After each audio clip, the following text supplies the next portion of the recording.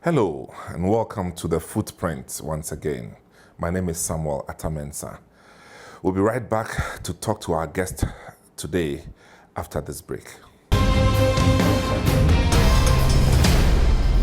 Born and raised in Takoradi in the Western region, Joris Wartenberg developed his prodigious writing talent while attending some of the best schools in the country, including Achimota School.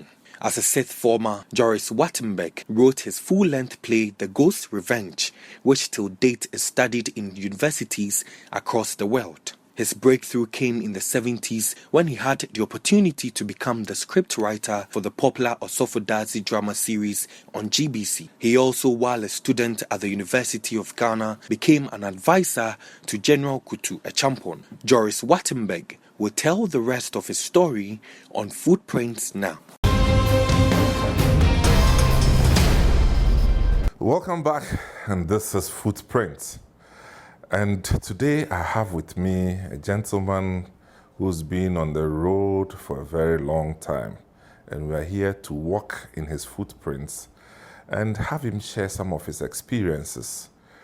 The high points, the low points, the not so good, the very good, and the things that we can learn from the man by the name of Joris Wartenberg. Welcome, sir. Thank you, sir. Thank you. It's good to see you. Oh, thank you. I think the name Joris Wartenberg has been part of our not history, but our everyday I'll say culture, entertainment culture. Well, most of us dinosaurs. No, you are not there yet. You are not there yet. You are not there yet because I grew up watching black and white television in Ghana, and our best shows on TV, which would be Osɔfo Dadzie, the Osɔfo Dadzie, which was our best show, and I must quickly add that our worst show was Talking Point. No child in Ghana ever loved Talking Point, and I know you didn't like it too.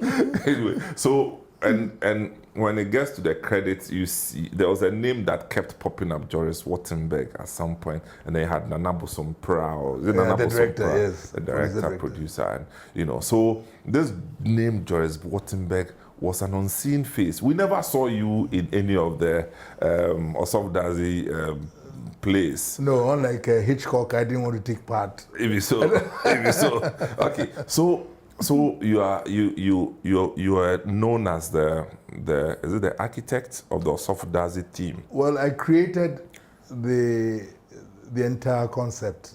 Okay. And then we got together with Bosompra, the group that was going to do it. Okay. And then I wrote it and then directed it. So it was only when we got into the studio that Bosompra took over do the studio and directing. did the camera directions. And everything. Nice. Yeah. So tell me about yourself. We'll come back to Osɔfo Dadzie. Joris, in fact, even the name Joris after yourself, I haven't heard it anywhere again. Neither have I. Because wherever we go, the farther away we go from Accra, I'm sure people will change the J to D. Well, I've been called Joyce, Doris, Boris. I've been called everything but Joris. But Joris, good. Especially when you go to the hospital, they look at the car and say, Doris. Yes. When you pop and say, no, Doris, where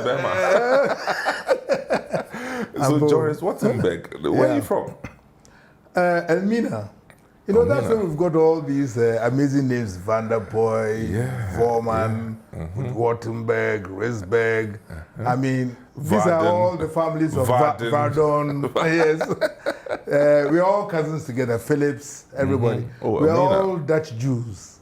Okay. Or the descendants of Dutch Jews. Okay. Who came to settle in Ghana, Yes. Okay.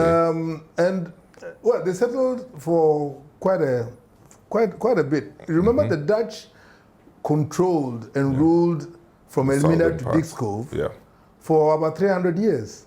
It's only in 18-something that they handed it over to Britain. Yeah. So this country, or at least that part of the country, was a Dutch colony. Yeah.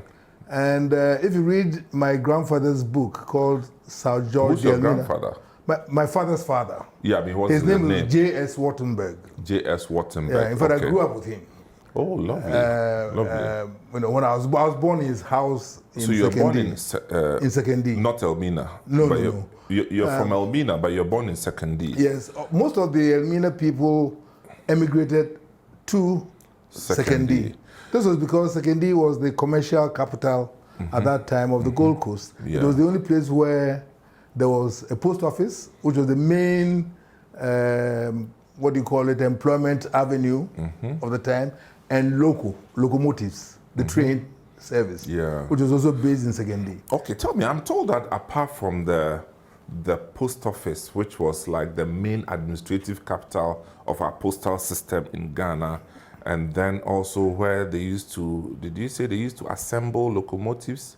No, it was like the major entire train station. Service was The based, headquarters, kind of. It was headquartered in Sekondi, and they had, of course, repair yards and all those things. So you grew up exposed to these two institutions? Oh yes, very much so. In fact, in growing up, we spent a lot of time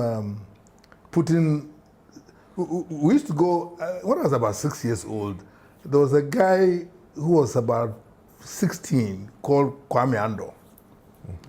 Lovely man. Yeah. You know, and he used to take us to the prison yard. We used to climb over the walls of the prison yard to go and steal tins, yes. Empty tins. No, these roofing sheets and stuff like that. Yeah, to go and carve your own. To go and make a co-pot. Wow. Very versatile and very valuable activity. Craft, yes. Yes. We didn't know what it was about, but Kwame Ando, he made a lot of money from it. But you don't know where Kwame Ando passed? No. He did teach us very well. I'm sure he ended up designing aircrafts with such a skill at that age. Well, I tell you another guy who I remember from my youth. He was called, and he's around, James Obing, all that. And at that time, James Obing. yes, he's now Pastor James Obing. And I will just, if he sees this show, he will laugh himself to death. Okay, so this is the Assemblies of God? Exactly. When we were kids, this is the guy when, at the age of 8, taught us, he was about 2 years older than us, got all of us kids together, and taught us the 6th and 7th books of Moses. Oh, there used to be something like that. He was only 10 years old, though. And he used to take us to the cemetery, you see? Yes. To go and whistle for spirits. The spirits will come. And every time we whistled, we ran. Because nothing was coming. Well, I don't know whether nothing was coming. We didn't stop to watch. So when I came to Ghana a few years ago and I heard that he was a pastor in the Assemblies of God, I said, the guy has followed his destiny. He's followed his mission. Okay. So, Sekondi, you started elementary school there? Yes, indeed. Sekondi Methodist. I was with people like Jedouble Ambule, who we grew up with. Ekwansa grew up in our same house? In the same house, my grandfather's house. His father was a photographer. So he also followed his destiny, going on to become a television owner, etc., etc. Wonderful guy. Wow, Jedouble Ambule. Jedouble, oh yes. Was he singing in school, elementary school? He was most of the time trying to take my girlfriends away from me. Because I'm sure Jedouble was a guy from day one. Oh yeah. But all his singing was Sekondi based. Of course. All the words, everything was all from Sekondi. Wow. Essentially.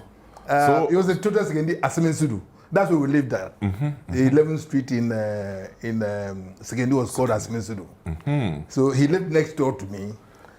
That's that close. Oh yes. And you went to the same school. Oh yeah, Sekondi Methodist. So elementary school, and then after elementary school, what happened? Well, we passed. Some of us back in those days used to go on from primary school to middle school. Middle school, yeah. And from middle school, from 2, You then took an exam, and if you passed it, you went into secondary school. If you didn't, you went on to Form 4. Form 3, Form 4, and then you became a carpenter or whatever it is that you became. Any trade that's yeah. So I was fortunate that I did the common entrance and I passed. I chose Achimota, and I was accepted. So you're one of those people who came from Sekondi to Achimota. Exactly. Prior to that, had you been to Accra before? Yes, I had. I actually spent about 3-4 years in between at the Osɔfo School in South Labadi. Because my father had been transferred to Accra. Which school again? Osɔfo School. Oh, Osɔfo School. Yeah. Okay. Yeah. You know, I spent about 3 or 4 years on there. the main, yeah. And I had classmates like Upore, Kwesikoti, who's now deputy chairman of Ambassador Kwesikoti, who's now deputy chairman of the AU. Yeah. So we've been friends from there. We went to Achimota together, went to university together, you know, law school, everything. Wow. We've been friends for years and years and years and years. Lovely. You know. So then, from Form 2, you went to Achimota School. That's right. Good. Which year was this? 1964. I arrived in Achimota School, and within 6 months, I wanted to go back home and become a carpenter. It was a terrible, terrible place. Why is that? You have some seniors who wanted to murder you or something. Yeah. I mean, listen, we had seniors like Rollins. Oh, Rollins was your senior? Yeah, he was in Form 5 when we were in Form 1. And we were in the same house. And he was wicked? No, he wasn't wicked. If I wasn't wicked. We used to have people called wicked senior. You know what I mean? Okay. No, he wasn't. He took us young people and, you know, wanted us to... Well, he used to act out the stories, like doing judo and all that. There was no judo at the time, but little martial arts. But they used to watch Chinese movies then. I don't know whether they were Chinese movies. I think they were more Indian movies than Chinese. Indian movies, okay. Yes, I think so. Okay. But there were other seniors like the late Franklin Dove, who were really hard on us. Tough. Very, very hard, yeah. Do you remember any of your seniors apart from Rollins, who's in active the public one life? reason that I remember Rollins very well is that he made sure that some of us never wanted to swim ever in our lives. Why? Because every time we went to a swimming pool, he would stick our heads under the water. So it frightened us a bit. Wow. But then he was a great guy. He was just doing it for fun. Yeah, of course. But at our age, these things catch, they catch up with you and all that. But he still was a very good friend. And he had friends himself in school. You remember some of them? He had one main friend, Larry Lee. Robert. Yes, and later on he signed his death warrant, which shocked me. Well, sad, but it was very, very sad. I think the most difficult thing you can have in your life. That's Robert Lee. Yes. Kojo Lee. Yeah, Kojo Lee. Yeah. Yeah. We were all in the same house together, and he really took care of Rollins.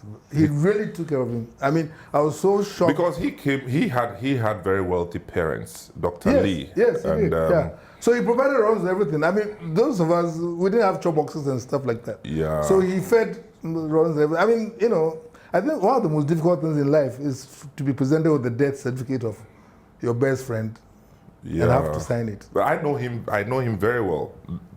Kojo Lee, I know him very well. Ah, okay. Well, I was married to my auntie, so I grew up knowing him very well. What happened to him? I think he went a little berserk or something. Who's that? Kojo Lee. Well, I don't have an account of what happened on the occasion. Okay. But I was in secondary school then, and it's sad for the family till today. So it's. Yes, I can imagine. Yeah. I mean, I was just when I heard about it, I was just surprised because I know the kind of relationship that they had. That must have been.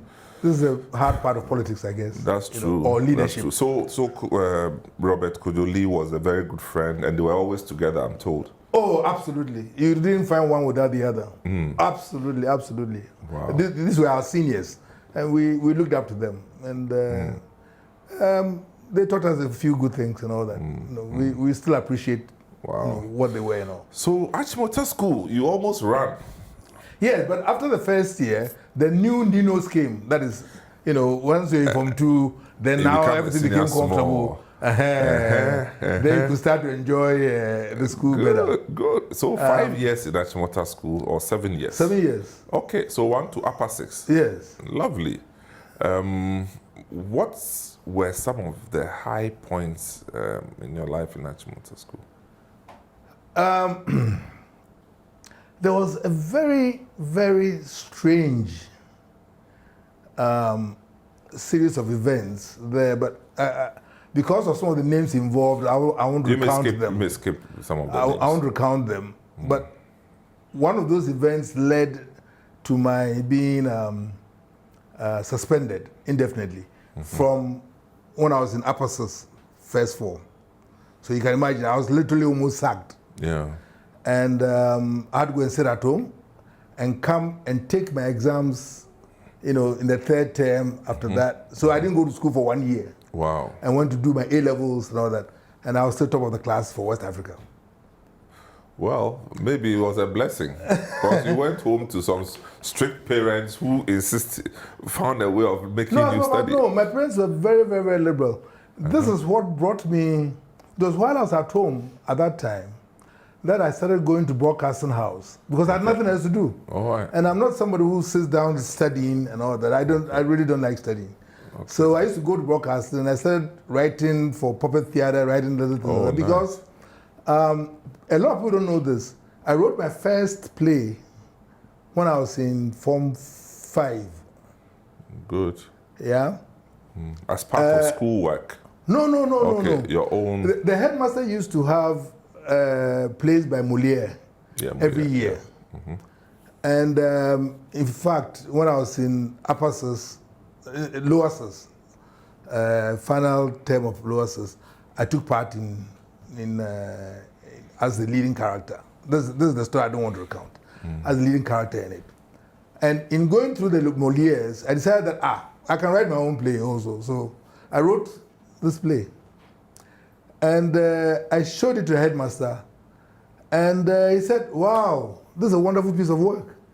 And it has since, we're talking 1971.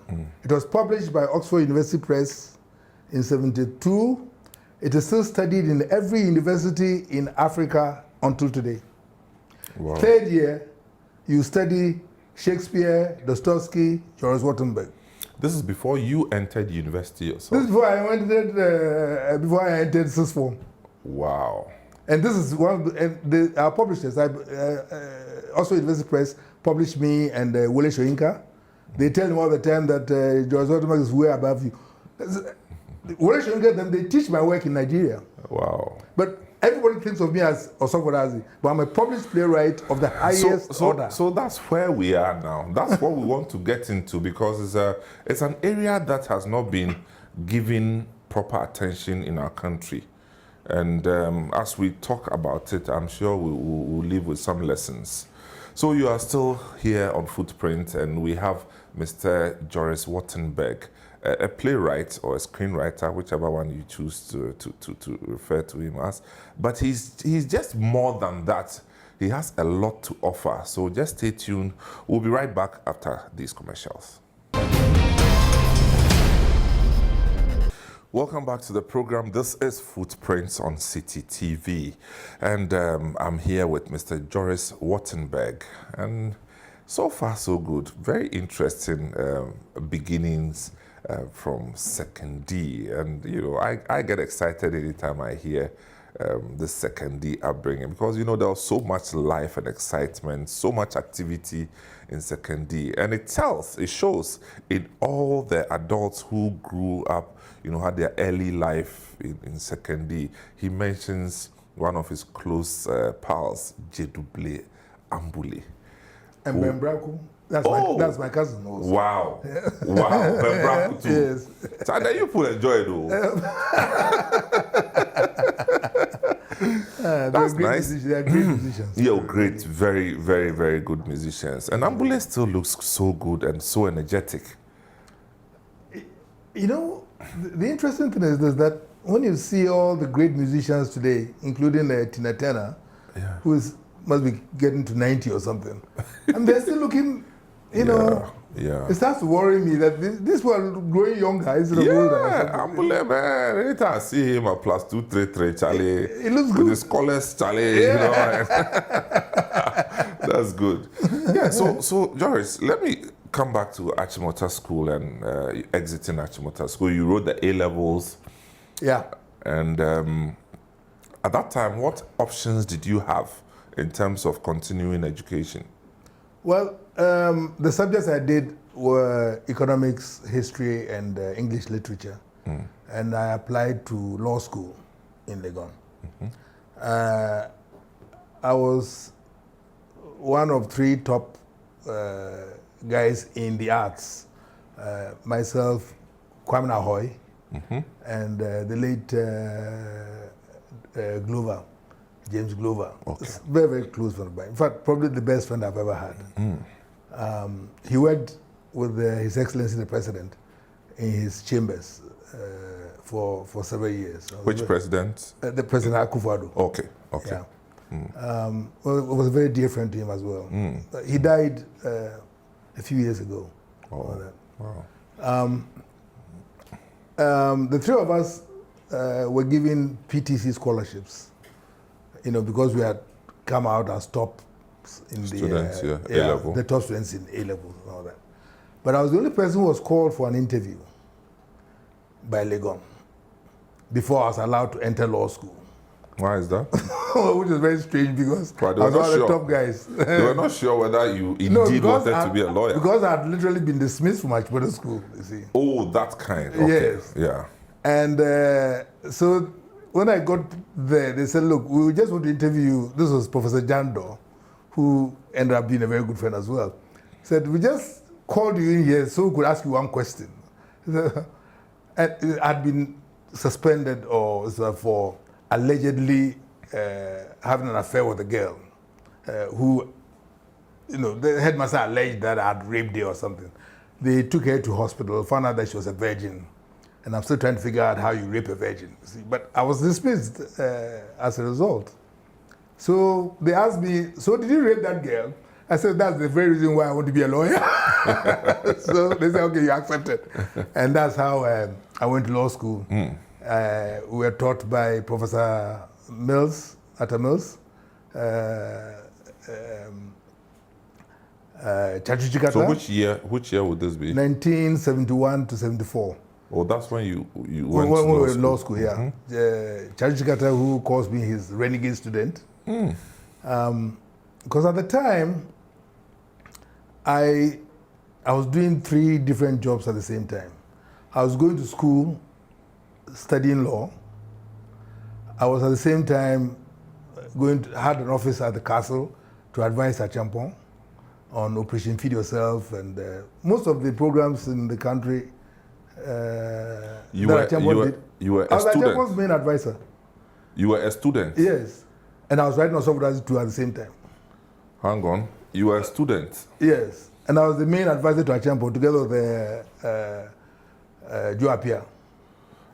I introduced I brought out the plan for Operation Feed Yourself. I lay out all the plans for building. But Benasco also says he brought it out. Benasco was just the commissioner in Cape Coast at the time. We brought him to become commissioner for agriculture. No, but he also says that it's his brainchild. No. Okay, so Not at all. He was at the time that we started Operation Feed Yourself. Benasco was the commissioner in Cape Coast. Yeah, I know. The regional commissioner. Then we brought him to become commissioner for agriculture. Yes. From where he went on tour with me and Joel Sowu. Me and Joel Sowu were the leading figures in that because Joel Sowu was the boss, general manager for food distribution. Regional manager. Regional manager. Yes. Yeah, but then he was in charge of the Operation Feed Yourself operation. Well, he's for giving bringing us that. in all the, taking the trucks in there, bringing exactly, which was critical. Yeah. So we went around building roads, feeder roads from all the main centers, all that. You remember that? Oh, you can ask Acheampong's. You can ask Acheampong's wife. She will tell you. Okay. That I was the main. The wife being Auntie Faustina Acheampong. Yes. Okay. Or his children. Tony and others and all that. All right. I mean, they are still very close. I'm not doubting at all. They are still very close to me. Lovely. No. But you see, I don't know these things. So I'm just trying to put the pieces together that somebody who's just left Achimota School, entered the University of Ghana, trying to figure out what he wants to do with his life. The next he sees is that he is in the office of the president, not as an ordinary employee, but, advising on policy and direction of government. Well, it wasn't my... I was at home one night when a car stops in front of around 11 o'clock in the night. Guy comes out of it, enters my house, living with my father and my mother and my brothers and sisters. Knocks on the door. My father goes to open the door, and he's the head of state. He says, I heard that Joris Wartenberg be to know. My father says, hey. Acheampong is cheap, yeah, Charlie. My father says, hey, as when you are saying that now, I'm the same. So my father calls, hey, Nabe, that's my family name. Nabe, bro. Your father wasn't scared at the time? Oh, no. He was another civil, but he didn't scare about anything. The head of state just walks... We are from Elmina. We don't scare about anything. No, the head of state just walks into your house. I know, but we are next to Anmabu. And was Anmabu for Funso Police. So I go there and say, oh, Your Excellency. Your Excellency, so I will go and sit in his car. They will go riding around. He's as drunk as a lord. But he drives very well when he's drunk. So he says, when on the bed, who are you? Osɔfo Dadzie Pepper. Who say, who Nimyansa? Run away. Wow. So I turned up the following morning in my shorts and my t-shirt. He said, hey! He said I should come. So at this point, you visited him in his house? No. This was at the castle. I said, office in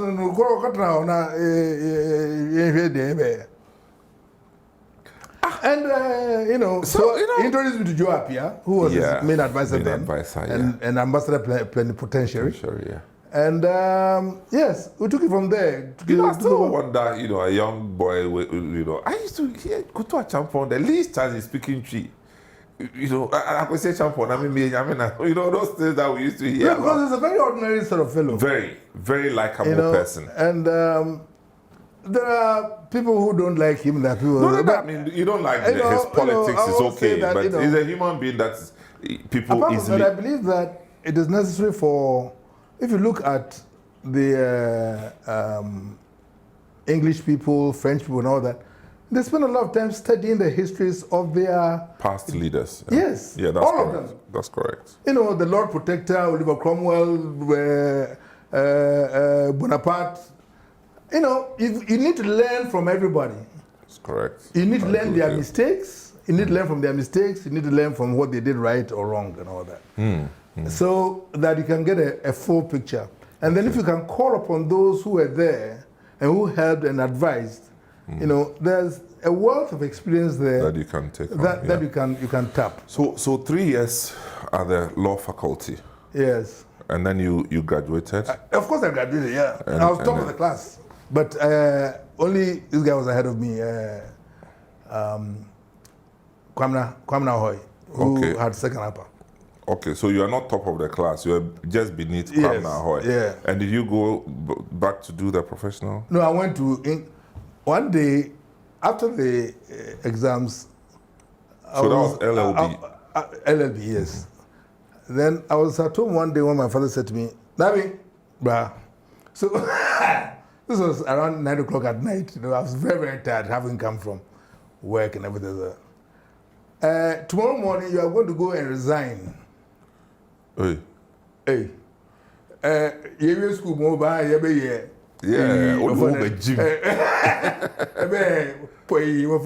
politics, but at least statecraft. You can resign. I said, yes, I want you to resign. I said, how old are you?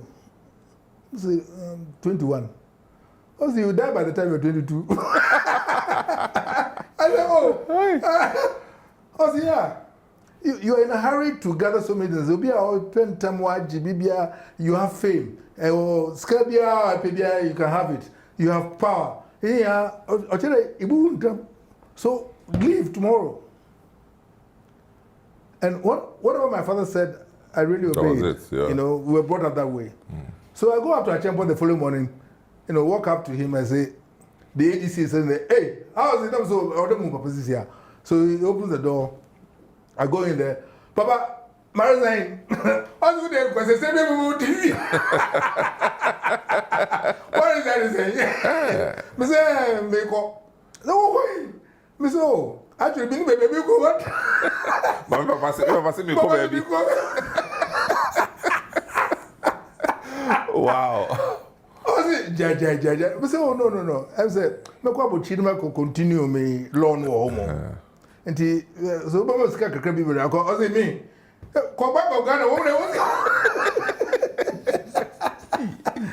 no, the dad didn't give me. He talked for half an hour, 1 hour, trying to convince me to stop. I said, no. There was no way I was going to stay. And I left. And in fact, if I stayed, I probably would have died in 79. Yeah. No, because when they tried him, it was my name they mentioned first. Una woman dying for something for Joris Wartenberg. Yeah. And yet we paid for the houses they gave us in Dansuman. Yeah. And I created the Dansuman concept. Yeah. We'll get to that. How to borrow money, give it to the banks, let them lend mortgages for them to give money to the state as a corporation to build the houses. Wow. That's how you create a whole township. Every government that has followed has never been able to build any township. We'll get to that. So I'm interested, again, in the UK. Which school did you attend? The Inns of Court School of Law. Okay. So that was for 1 year. That was for 1 year. 2 years. 2 years. Okay. So that would be in London, obviously. Yeah. Okay. And after then that, I quit, and it said that you completed that. Yes. Okay. But I decided that I was not going to follow a legal profession. After you graduated from because that. I realized that in the UK, the profession is split into two. There's the solicitors and the barristers. Then we did a barrister's course. Okay. And you couldn't go and look for a case yourself. You had to wait until a solicitor gave it to you. Yes, you, yeah. And the only solicitors who would give you a case as a barrister are the black solicitors. And the only case they immigration, get are the immigration. And they don't have any money. Immigration, and when you are lucky, some criminal ones. And the criminals, they don't even have money to pay. They're looking for pro bono and other things, and legal aid. So I decided to get into business. And I was lucky. I met somebody who said, I like the way you talk. Come with me to Egypt. I was an Egyptian guy. And that's how my business is. So I lived in Egypt. I speak Arabic and all that. You know, wow. I went to stay in Egypt, did business with them, Saudi Arabia, Yemen. We were selling sugar, weed, all kinds of stuff. Usi Moche. So we made a lot of money. Usi Moche. Nice. So the Arabs are my people. Oh, lovely. Totally. Lovely. But then I'm an Israeli also. So at the time, the Arabs didn't know I was Israeli. Maybe they knew, but they just thought that. You see, my Wartenberg name is so long that everybody calls me Mr. Joris. That's all. Yeah. That's easier. But if they are confused saying Mr. Wartenberg, they say, Wartenberg is very Jew. That's true. Wow. Okay, so then you had your experiences in Egypt and the Gulf region generally. Yeah. And then when did you decide to come back to Ghana? Well, there was a time when a very strange thing happened to me. Because I did not know then that our family were a Jewish family. We were descended from Jews. That all the Elmina Dutch were Dutch Jews. You know, it's an interesting story because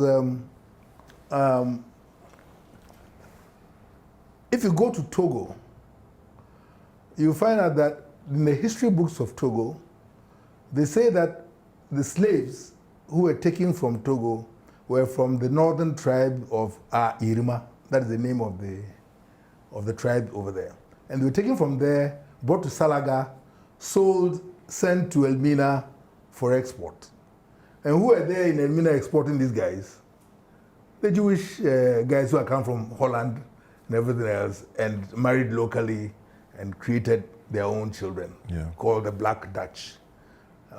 They've done a museum now about them because they also became governors in Elmina, the children of our fathers and all that, called the Black Dutch governors. In the Bible, Joseph was going to be killed by his brothers, and then Judah stepped in. Jew is the short form of Judah, the house of Judah. Yeah. And Judah stepped in and said, well, you want to get rid of him? They say, yeah. Why don't you sell him? You know, you get rid of him and we make profit. Judah loves profit, you know. Our people, they love money like crazy. Yeah. So that's what happened. Again, Irima is the Hebrew pronunciation of Ephraim, the half tribe of Joseph. They are now in Togo, that tribe. They are the ones who went back into slavery. So it was the same Judah, our forefathers, the Jews who came from this order, and who sold them. So Judah just sold Joseph back again. So it repeated itself. Yes. Okay, interesting. And suddenly, in 1991, I was lying in bed in London, in my home, and I got this flash in my head that you're a Jew, go and find a synagogue. I don't know, my legs were swollen because I was having pain from the day before. I walked off to Willesden. I was in Isleworth at the time. Took a bus, went to Willesden, asked, where's the nearest synagogue? Somebody said, I think there's one in Willesden, north of London. I was coming from the west. Went over there, this was a Saturday. Went and knocked on the door, boom, boom, boom. Some guy opened the gate, looked at me, yes, what do you want? I said, I think I'm a Jew. He said, I think so too. I'm a Jew. What? I don't know about you. We don't have genders here. That was it. Wow. And this is this was in the 90s or the 80s? The 90s. Okay, early 90s. Yes, about 91. So I scratched my head. I said, that's the funny way of being a Jew. I mean, even our own people don't want me. They don't want you, yeah. And unfortunately, about 6 months down the line, I had an occasion to go to America to visit a friend of mine there. And while I was there, I asked him, I said, do you know of any synagogues around? He said, oh, there's a rabbi here who's a very good friend of mine, just down the road in County Nassau, Hempstead, Long Island. So he took me there. And he took me to the rabbi, and the rabbi said, we don't normally accept people like that, here, because we don't know, we only take Jews, we don't take Gentiles. So give me the history. I said, well, I believe I'm a Jew. He said, well, it's not about beliefs. It's either you are or you are not. You are not. Yes. So give me the history of your family, names, everything, and we'll do some research with our genealogical societies, and then we'll let you know. 6 months later, he called me and said, yes, we've discovered that both your father and mother are Jews, pure Jews. So you are welcome to the synagogue. Please come in next Friday when they're doing, it was a pre-Shabbat service. So I went that Friday evening. I went in there, then he brought me a yarmulke and then a hymn book. He said, you are welcome to our synagogue. I said, thank you very much. You can sit over there. But can I ask you a question? I said, yes. He said, we have established that you're a Jew, but are you circumcised? Oh. I said, but all West Africans are circumcised. He said, really? Has Judaism spread so far? I said, we don't know Judaism in West Africa. We are Christians and non-Christians, and Muslims. Yes, yeah. He said, so how come you are circumcised? I said, how do I know? How come? Yeah. I said, oh, it's okay. Can you show me? I said, how can I show you? He couldn't believe it. Yeah. I said, it's time that people learn that all the tribes in West Africa, most of them, not all of them, most of them are circumcised. Yeah. So that's when I discovered, after I said that these are the 10 lost tribes of Israel. Several of them are here in Ghana. The three of them, the rest of the three are around. That would be very interesting to come back to. I've written a book about that. Yeah, it will be very interesting to come back to. So you are still here on Citi TV. The program is Footprint. We'll take a short break. When we come back, we'll go back to his involvement in Osɔfo Dadzie, the ever popular Osɔfo Dadzie that we all grew up watching. Please stay tuned. We'll be right back. Welcome back to the program. This is Footprint on Citi TV, and we're here with Mr. Joris Wartenberg. Now, as you know, he's taking us through life from Sekondi to Achimota School to University of Ghana, did a stop in the UK, and now we just entered the synagogue in the US, Rhode Island somewhere. So let's come out of the synagogue now. So what were your initial experiences in the synagogue? Well, I had heard several times that the Prime Minister of Malaysia at the time, but he's now back as Prime Minister again, Mahathir Mohamad. Yeah, Mahathir Mohamad. He always used to say that the Jews rule the world or have a conspiracy to take over the world and some stuff like that. And I said, well, what kind of nonsense is this man talking? It's when I went to the synagogue that I found that it's true. Yeah. That, you sit in the synagogue, and the synagogue is not a place of worship. It's a place of meeting. Fellowship, yeah. No, there's no fellowship there. You do as in meeting and having no, you a do chat. business. Oh, no, okay. the rabbi is ranting off whatever he's ranting. Then you are sitting there talking business with the next guy, and then somebody else is singing something. I mean, it's an individual place. Oh, okay. Yeah, people don't, and then sometimes they sell things, for half the price. And every Jew turns up. Anyway, it was a wonderful place to meet a lot of guys and all that. And being the only black person there, they found me, really very interesting. They just come around, where are you from? From Ghana. And it's like as if this was from somewhere on Mars or something. Yeah. Ghana, where is that? I said, well, it's in Africa. Oh, really? Africa, yeah. And you can see he doesn't know where Africa is. At all. Africa for them is a concept. Wow. In fact, there's one time when I met a university lecturer who was taking his students down the road. And I came face to face with them. And one of the students said, hey, right, my guy, where are you from? So I said, oh, I'm from London, because I lived in London.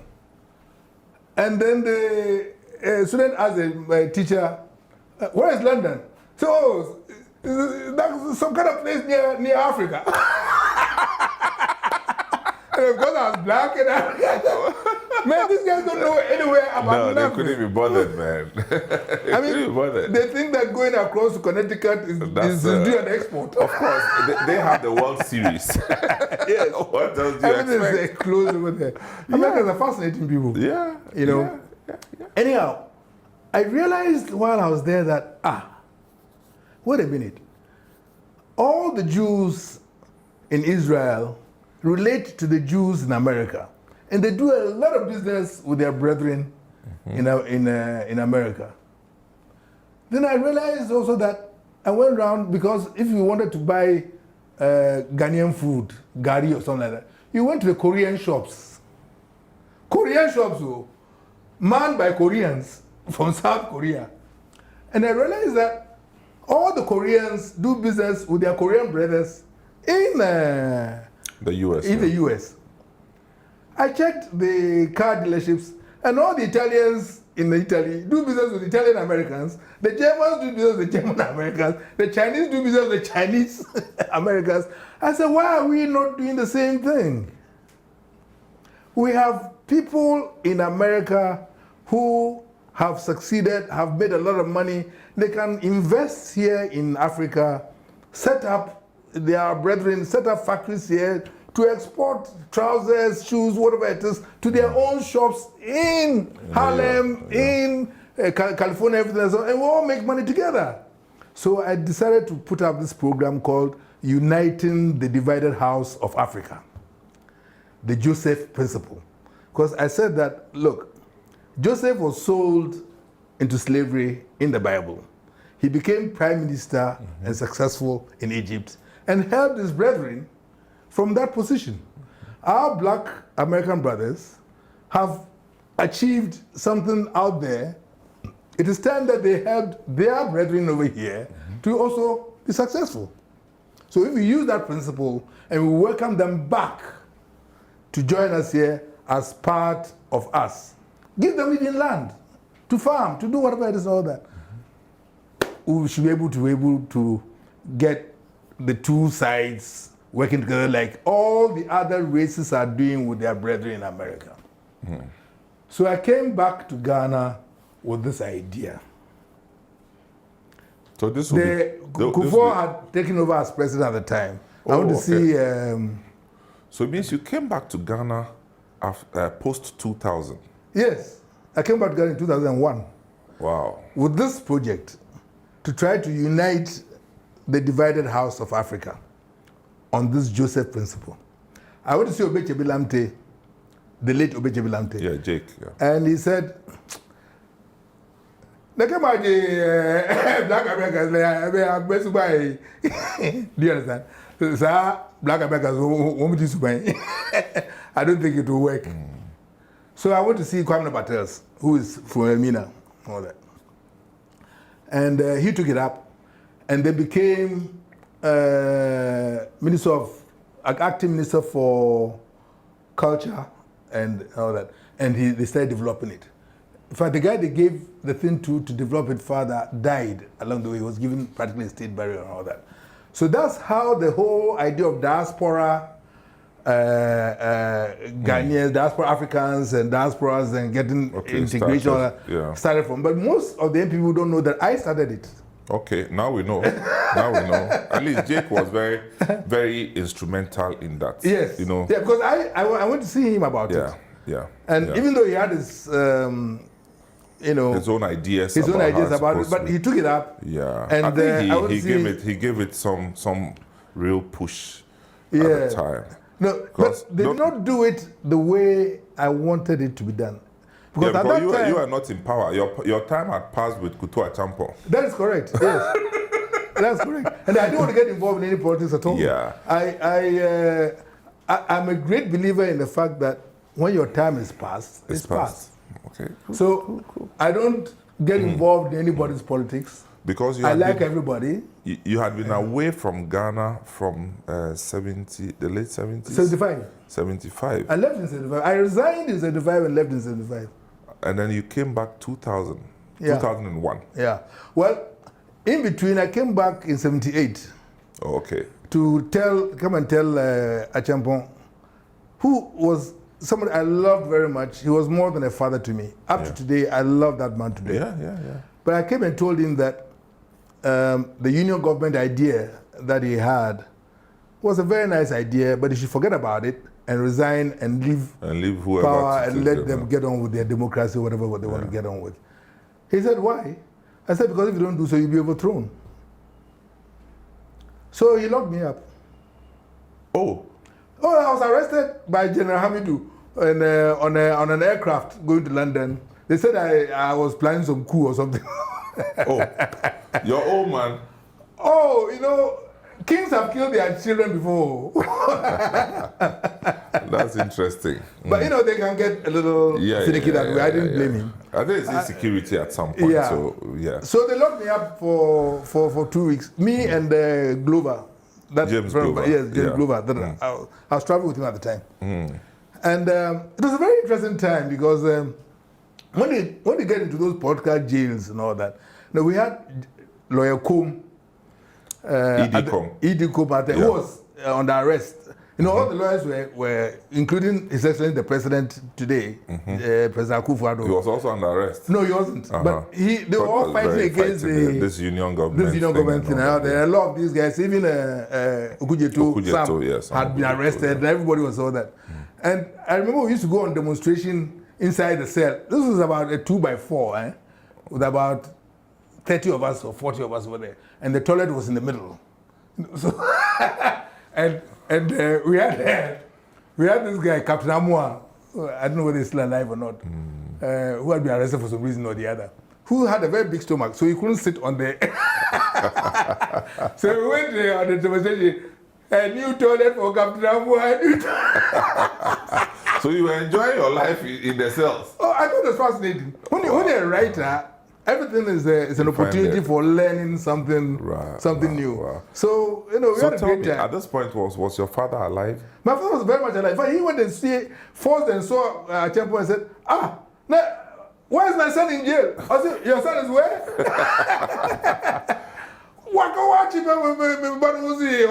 Oh, when I get you, Oh, so you mean Kutu Acheampong pretended he didn't know anything about it? I mean, it was very embarrassing. Did they remove you? Oh, he removed me. They sent the order for me to come out. Wow. As soon as my father came, I came out. I said, when is the next flight to London? One time, the man was gone. Boom. I got on the flight, got to London, and immediately got arrested in London. For me, what? Well, they said that I had... they said... You jumped They said I should wait for jump bail. I didn't jump bail yet. Yeah. No. I was probably released. Yeah. But over there, they said I had been associated with a guy called Dr. Death, a guy called Dr. Dodo, who was the biggest cocaine dealer in London. And somebody that I knew and had transferred some money for him and all that. Oh, so... And they thought... They said, they tracked it. Yeah. So... These cousins who came and there I was, they search of my bags, all kinds of this. I said, guys, you know something? I'm just coming out of jail in Ghana. I'm really very, very tired. This nonsense. Wow. You didn't know where it was heading. I didn't care where it was heading. I just want to go home and eat and sleep. I said, look, leave me alone. Let me go home and sleep and all that. If you want to talk to me, call me tomorrow. I'll come and say, but this nonsense you're talking about. I just sent some money for this guy. That's all. I said, well, anyway, we know that you're not part of the gang. So... you can go for now, but you just want your promise that when he's on trial, you come and give evidence. I said, send me a ticket. I'll go back to Ghana. And that's how I came back to Ghana at the time that they did the 79 mutiny. Oh, I see. I was here. Okay. I was trying to avoid going to go and give any evidence on this. Because people like that, you never know who's going to come and bump you off for going to go and give evidence. So I avoided it. Wow. Came over here, and suddenly there was a great big coup. And then who pops up? Who pops up as the leader? And then you go like, wow, this guy was my senior in school. Not only that, I knew all of them. Everyone. Those Captain Koda, they're all Achimota. Who, Captain people. Koda? Yes. The one who works with Nana Akufo-Addo? Yes, he is. Don't you know that their story? He and Captain Koda, they were very great friends. So Captain Koda was in Achimota School too? No. Okay. But his best friend, Victor. Okay. They're very fine people. Henry Smith. Yeah. Wachijan. I knew the whole lot of them. Well, Captain Koda looks harmless. He looks very quiet. They were the main guys who did that 79th night. Okay. Well, at least behind it anyway. Captain Koda, I'm coming to you next. You have to tell us the story. I mean, he hardly ever talks. I mean, he's always really? Quiet. Behind Nanado, but he's quietly. A wonderful guy. You don't even see him in the pictures. He's a wonderful guy. He's a great guy. Okay, Captain Koda, I know where you. I can find you. I can go to Acheampong, so that's where you are from. Anyway, so this is where we lower the curtains for this episode with Joris Wartenberg. We definitely will have a second part after this, where he will delve into his playwright life. And the whole story of Osɔfo Dadzie, how it began. So just make a date with us next week when we speak with Joris Wartenberg again. Thank you, sir. Thanks a lot. We'll be back. My name is Samuel Atamensa. Have a good day.